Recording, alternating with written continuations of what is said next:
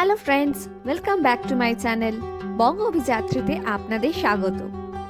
চলে এসেছি আরও একটা নতুন ভিডিও নিয়ে। আজকের গন্তব্য গড়বেতার গনগনি। পশ্চিম মেদিনীপুর জেলার গড়বেতার গনগনিতে তৈরি হয়েছে এক সুন্দর ভূমিরূপ। চলুন তাহলে জেনে নেওয়া যাক এই গড়বেতাতে আপনারা কিভাবে আসবেন।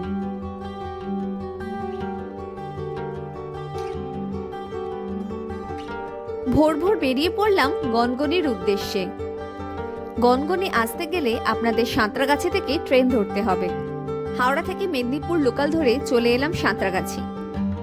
সকালবেলা সাঁতরাগাছি থেকে দুটি ট্রেন রয়েছে, 6:28 রূপসী বাংলা এবং 8টার সময় আরণ্যক এক্সপ্রেস। সাঁতরাগাছি থেকে 6:28 রূপসী বাংলা এক্সপ্রেস ধরে আমরা চলে এলাম গড়বেতাতে। গড়বেতা স্টেশনে পৌঁছালাম 9:10-এ। রিজার্ভেশন টিকিটের ভাড়া পড়েছিল 110 টাকা। স্টেশন থেকে নেমেই রয়েছে টোটো এবং অটো। আপনারা যদি গনগনি এবং তার আশপাশের অঞ্চলটা ঘুরে দেখতে চান তাহলে আপনাকে অটো রিজার্ভ করে নিতে হবে। এক্ষেত্রে আপনার খরচ পড়বে 500 টাকা। আর আপনারা শুধুমাত্র যদি গনগনি যেতে চান তাহলে টোটো ভাড়া পড়বে পার হেড 20 টাকা। আমরা টোটো নিয়ে বেরিয়ে পড়লাম গনগনির দিকে। স্টেশন থেকে গনগনি পৌঁছতে সময় লাগলো মাত্র 10 মিনিট। কিছুটা এগোতেই চোখে পড়লো লাল মাটির রাস্তা। এই লাল মাটির রাস্তা ধরে আমরা এগিয়ে চললাম গনগনির দিকে। গনগনিতে পৌঁছে দেখলাম এখানে অনেক ছোট ছোট খাবারের দোকান রয়েছে, সেখানেই আমরা ব্রেকফাস্ট সেরে নিলাম। গনগনিতে একটি নতুন ওয়েস্ট বেঙ্গল গভর্নমেন্টের রিসর্ট তৈরি হয়েছে। এখানে প্রতিদিনের ভাড়া 2000 টাকা। গনগনিতে শিলাবতী নদীর দ্বারা তৈরি হয়েছে এক অপূর্ব ভূমিরূপ।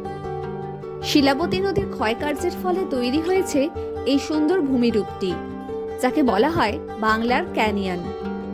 এই জায়গাটিকে দেখে বলা যেতে পারে আমেরিকার গ্র্যান্ড ক্যানিয়নের মিনিয়েচার ভার্সন।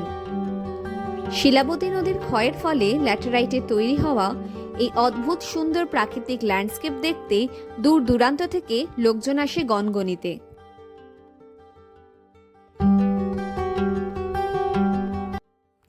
বর্তমানে গিরিখাতের গভীরে প্রবেশ করার জন্য ও পর্যটকদের সুবিধার্থে পাথর কেটে সিঁড়ি তৈরি করা হয়েছে, যাতে সহজেই নিচে নামা যায়।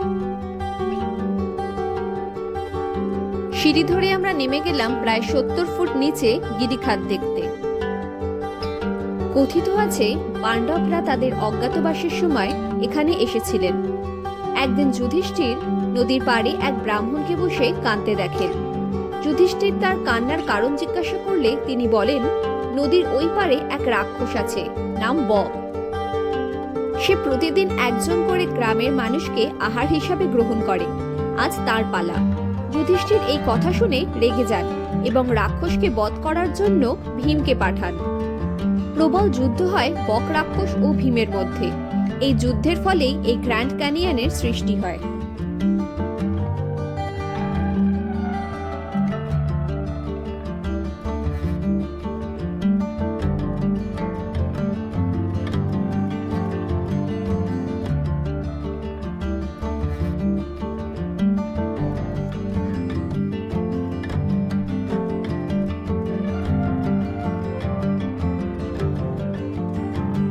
পাথুরে পথ পেরিয়ে নেমে আসা যায় নদীর পাড়ে। নদীর নাম শিলাবতী, স্থানীয় নাম শিলাই। নদীটার কোথাও হাঁটু জল, আবার কোথাও কোমর পর্যন্ত জল। গরমকালে নদীটিতে হেঁটে পার হওয়া যায়, তবে বর্ষার সময় এর রূপ হয় ভয়ঙ্কর। বর্ষার সময় নদীর জল চলে আসে ক্যানিয়নের মধ্যে। নদীর ক্ষয়কার্যের ফলে তৈরি হয়েছে এক সুন্দর ভূমিরূপ। এই ভূমিরূপগুলো দেখতে সময় লাগলো প্রায় 2 ঘন্টা। এখানে কিছুটা সময় কাটিয়ে আমরা আবার উপরে উঠে এলাম।